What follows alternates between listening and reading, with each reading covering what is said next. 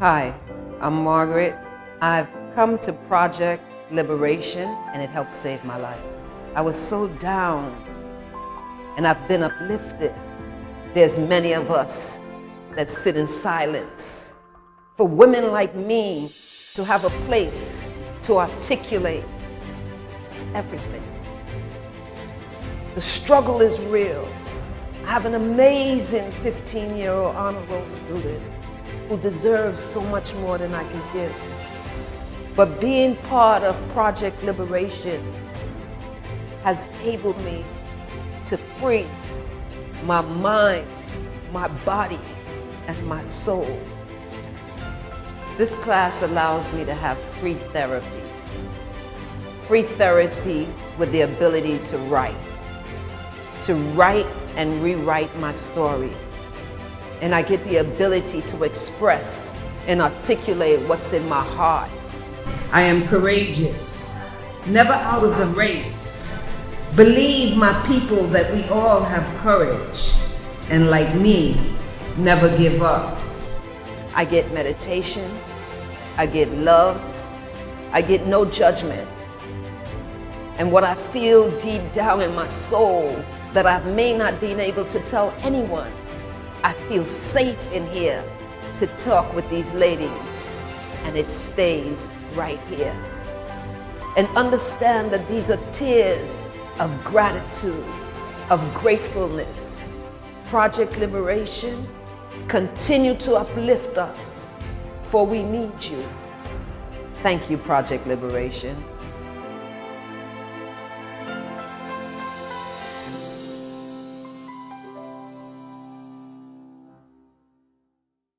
Welcome to the Clock Hour. I am your host, Marv Kennel, and I thank y'all for tuning in.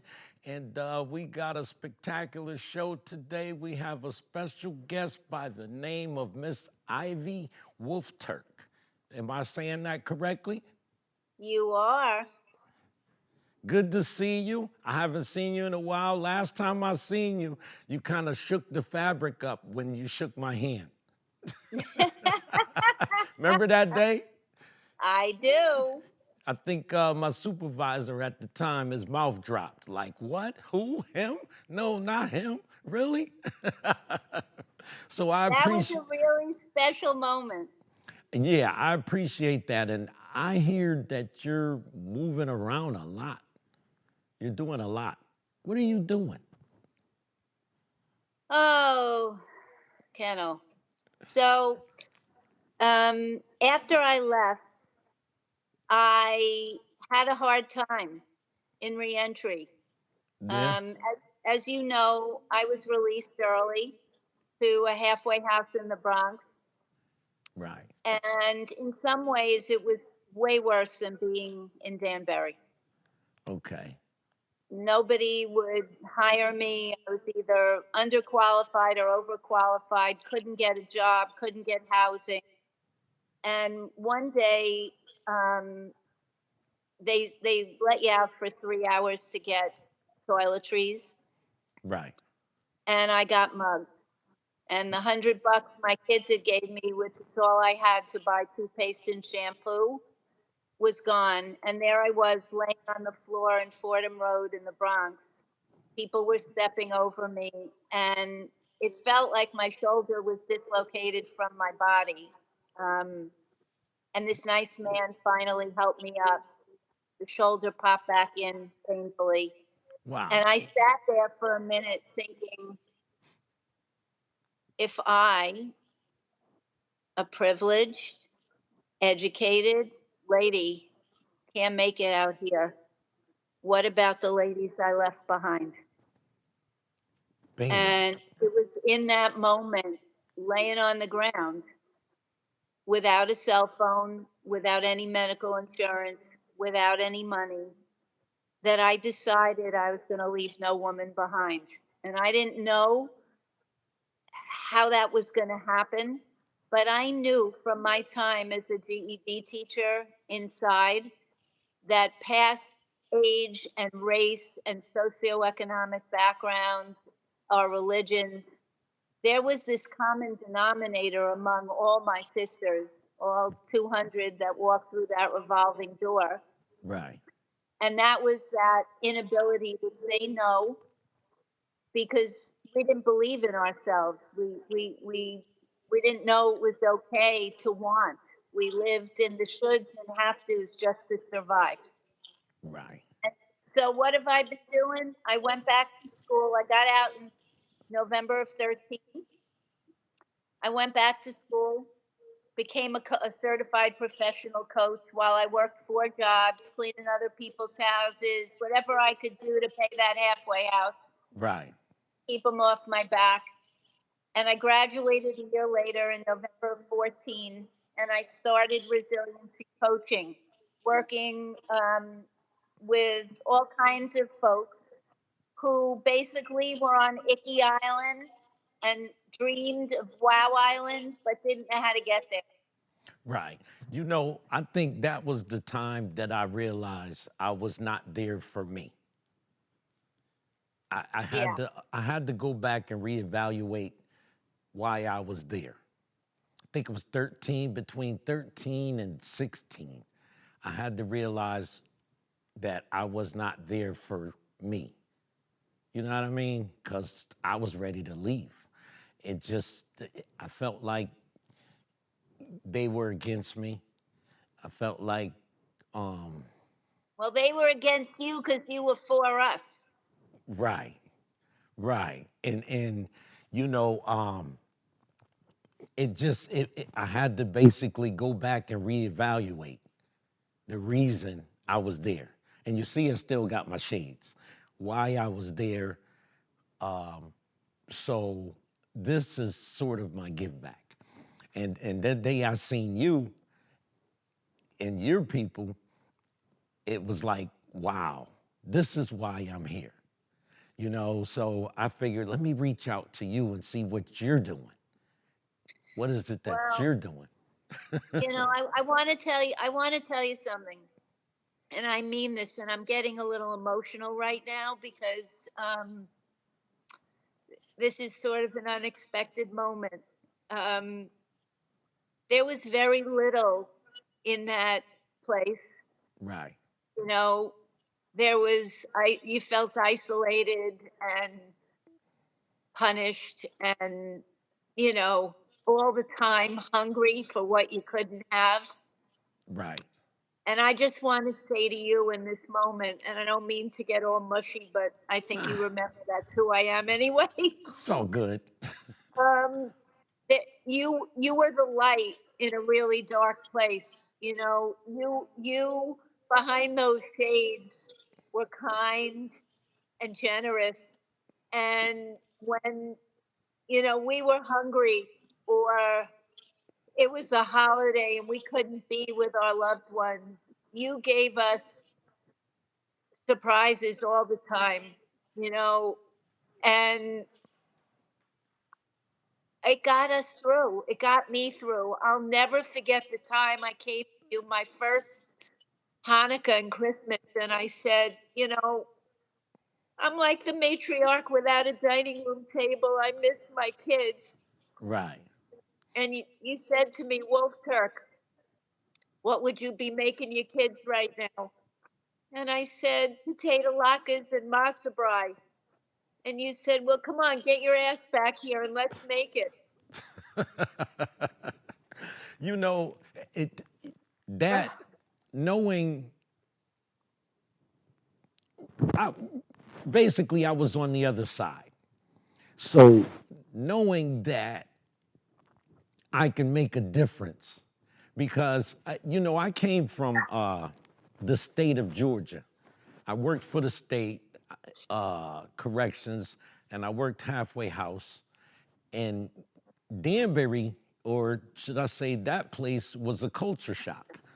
I never expected to see that many women in one place as uh, a prison because I was brought there through a friend of mine, and he said, fill this out, I'm gonna get you in. Right. So me going there and realizing that it was somebody's mother, somebody's daughter, somebody's aunt, somebody's grandmother, somebody's sister, was locked up. So I had to turn certain mechanisms off. And I did not want, and you know what they used to say to me is, don't let this place change you. Everybody used to say that to me on the compound. Mister, don't let this place change you. Don't let this place change you. But so once I got up to the camp, I had, more access and control over what was being done. And I always wanted the best. If I can't eat it, I'm not feeding it to people. That's my honest outlook on it. I went through many cooks because the quality, that was always the task. The quality over quantity. I said, we could do this all day and throw something together and no. I like to sit down and you saw me, I sit down and eat, with everyone because I wanted to hear what they were thinking. Even when we got men, I would sit at the table with them. So some of them guys come from penitentiaries. They used to be looking at me real crazy. What is he doing sitting here with us? I said, because I need to know what your complaints are and where can you get all the complaints by sitting at the table with them. I'm gonna sit here and break bread with y'all and eat with y'all so this way I know what's going on. So I'll be like, well, pick it up. You need to step your game up.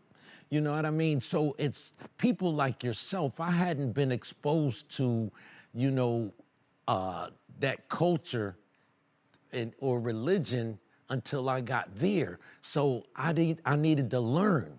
And you were intricate in teaching me some things about it. Even before I left, there was a young lady, she was from Israel.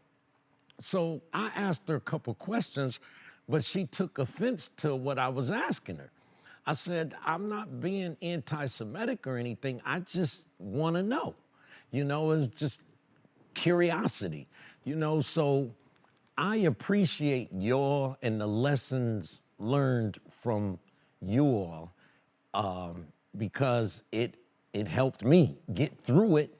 And I ain't gonna talk you to death, but I want to know what you're doing now. You're helping people. I know what you're doing, from what I hear. What are you doing? So yeah, so fast forward to now. Okay, it's been this will be in November. I will have been home 10 years, so I'm in my ninth and a half year, and I developed an organization called Project Liberation. Really, the mission being to foster personal growth and emotional literacy and real social responsibility for marginalized women coming home from prison. Oh, okay. It doesn't matter where they came from, they're all welcome. And I think I sent you a video the other night just to show you that it's a safe space where people aren't judged, where I combine life coaching and arts-based intervention and all kinds of ancient and modern trauma-informed modalities to really bring women into a place where they learn to listen to who they really are and learn to do what they really love so they can have the lives that maybe they never dared to dream. And I'm really proud to say that over 500 women have gone through the program and not one has gone back to prison. Bingo. So, There you go. you know, you teach somebody how to be authentic and to really move past the trauma that imprisoned her long before she ever manifested being in one. And you get to see a life that's joyous and law abiding and free. Right. No, and that's actually good. That's why I reach out to many of y'all to, know that there's so people can know that there's programs and people out there that have been through what you've been through and it's not over. It's not It'll over. never be over, Kendall. It'll never be over. This, I really, recently I was, I'm in, what I've been up against is dealing with a lot of people and a lot of trauma, especially through COVID. Right. And in my private practice, resiliency coaching, and in Project Liberation, although the demographics are different, what I'm seeing is that trauma, we all have trauma. Doesn't Right. matter who you are, where you came from. There are levels, Right. okay? And some are worse than other. And so I've recently gone back to school to become really credentialed in trauma informed work. Right. And um, what I'm noticing is the lack of interest in The this lack of part of the lack of what? I didn't it. hear that. Interest, Oh, interest. okay. So Interest from who? well, I'm going to explain.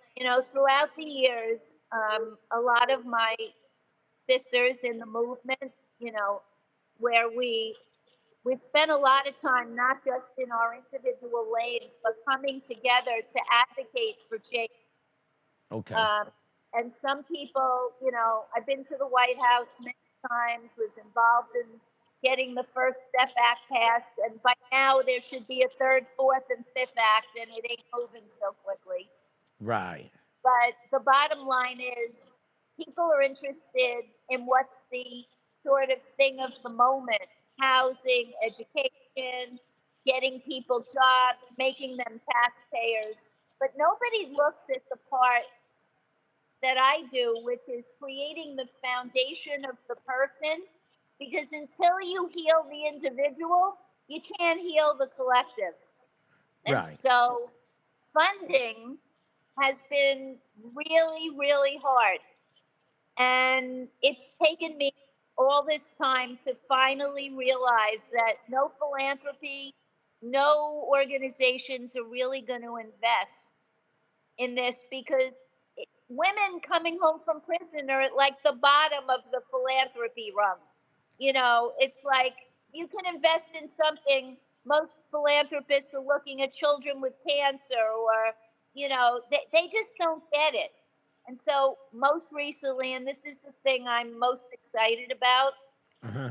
I decided I'm just tired of doors slamming in my face. People saying, you'll be fine, Wolf Turk. Well, I'm not fine. I don't always know how I'm going to pay my rent. I don't always know what's next. And so I'm going to become a philanthropist myself. I'm going Right. to take 15% of every dollar that comes from women who can't afford to pay me, and I'm going to donate it to Project Liberation so a woman can get me for free. Okay. And it's quite a beautiful thing because in my private practice, many of the women don't know how they should make an impact in the world. And when Right. I tell them of this, they get to make an impact by investing in themselves. And Right. then I take that money and invest in another woman. And I got to tell you something, it's working. Yes. And I don't have to be at the mercy of who believes, who deserves a second chance. It's just happening organically now. Right. So you're not with the other organization then, with Oh, uh, that the free her thing. well, you know that Andrea James was my bunkie. I think you Right. remember that. Right. And when I first came home, I traveled the country. Got involved at the very beginning as a founding member. Right. Um, but somehow, after 2 years of speaking in every law school around the country, picketing the White House, somehow I felt like there was not a synergy between what the council was doing policy wise, even though I think some of it was great, Right. and a recognition of what I was doing. I felt like I was playing in a sandbox where I wasn't wanted. I get it. I So I'm still part of the council, right. And but they're I'm doing not an active participant anymore because My mission is to leave no woman behind, but Right. my particular part of that is personal development and self worth and self esteem and emotional literacy. And right now, not too many people are caring about that in the movement, so to speak. Right. And you know what? I noticed that you all still managed to connect somewhere down the road, whether it's in DC somewhere or, at other events. Like I talked to a lot of them. And I just respect the idea of I've heard I did 20 years. I worked there for 20 years. So that means I did at least 10 years, physical 10 years. Um, so I've seen many get out and say they were gonna do this and they're gonna do that, but you all got out and did what you said you were gonna do. Yeah, well, that's the respect that I've got for the council, for Right, what Topeka's doing at the Loam, for what Jamila's doing with kids. Like, right, I think that this group of people that came out of Danbury, right. we've kind of mobilized the whole country into looking into the dignity of women and how marginalized we are in this Right, situation. And each one of us has picked what was important for her to advocate for right, and gone after it. And some of us have, really stuck with it. Others have taken a break because they had to heal their own situations. right. And it's something that I will do till the day I die. I mean, You went to the root. You got to the root of it. The root is healing the person first and then moving forward. exactly. And Okay. for me, it's joyous. It's like the worst adversity of my life became my greatest teacher. And that's a lesson and a message that I want to use and continue to use to inspire anyone who feels stuck, anyone who feels imprisoned. You don't have to go to prison like I did to be imprisoned in your life. I meet a lot of women and men who they're stuck in relationships, they're stuck in marriages, they're stuck in jobs that they hate, and they don't believe there's any way out. There's Right. always a way out. Okay. Just I, have to go through. right. And that's funny you say that because there was a period of time where I felt stuck. But the objective was to get to that finish line. And you know, it got a little shaky towards the stretch. So what I would do is go sit in my car after every meal. I go sit in the car. Let me stay out the way. I just needed to stay out of the way because the threat to me wasn't you all. The threat to me was my counterparts. If that's you can understand what Kind I'm of look, saying? when I got invited back to Danbury, that was a crazy story. I was at the White House at a panel, and this has to do with you, so just bear with me for a sec. We were talking. It was a reentry panel, and there was a bunch of guys, Texas, billionaires, and this lady who was at the time the associate director at the BOP. And Okay. they're sitting there talking about shooting squirrels off their back porches. And all of a sudden, this guy comes in and says, you have 13 minutes to meet with the president and please finish up. And we hadn't even talked about reentry. So I got really ballsy and I stood up and I said, you guys probably know from my records where my unborn children lie, but I don't know anything about you. And I'm curious, why are you here?